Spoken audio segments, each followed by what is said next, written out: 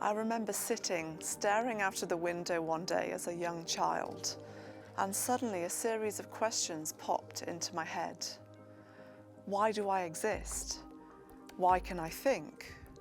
Why am I a living, breathing, conscious being? It was a moment of becoming aware of myself. As one philosopher has said about consciousness, there is something that it is like to be you. But what is it that makes you, you? Questions of core human identity are central to many of our conversations today.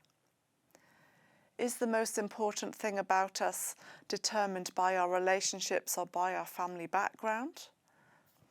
Is it driven by our experiences or by our biology? Is the most important thing about us determined by our career or influence? Or does it come from our own ideas about ourselves? There are lots of views on identity today. One view that we sometimes hear from scientists and philosophers is that you are your brain. In other words, the most important thing about you is driven by the brain cells in your head. The chemicals, hormones, and electricity happening inside your skull determine who you are. But surely chalking humans down to cell voltages and chemical reactions can't be the whole story. Why not? Because we don't just have a brain. We also have a mind. We think thoughts. We experience emotions. We store memories. We are conscious beings. But how do we get from brain cells to thoughts? How do we get from chemical reactions to what it is like to be you? Is it even possible? Well, this is the key question that lies at the centre of this conversation, known as the mind-brain problem.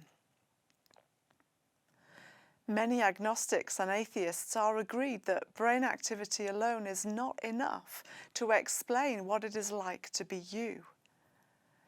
Imagine we wanted to find out what it's like for you to study for your next exams. You can collect all the brain data you like, but it won't tell us what it's like for you to study. It might tell us the brain areas lighting up while you are studying, but to find out what it is actually like to be you and cope with pressure, stress, and thoughts of the future, we need to ask you. Your brain can't tell us this. Only you can do that. You see, mind and brain are two fundamentally different things. We also learn from the world of medicine that human beings are complex. They can have huge chunks of brain missing, yet still possess a sound mind. And thousands report having had near-death experiences on the operating table, even after their brain had shut down. Data from the clinic suggests that we are more than just our brains. But even if all of our questions about the mind and its relation to the brain are answered, this will still leave some questions unanswered. Questions like, why do we have a mind in the first place? Why are we able to think at all? If God exists, does this help us make sense of the human mind? Many Christians and thinkers argue yes. If God exists, then consciousness is fundamental to everything.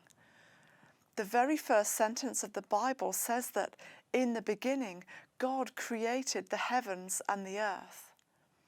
In other words, before there were brain cells and chemical reactions, there was God. And God is a conscious being who has always existed. This same God also made human beings in his image, with some of his qualities.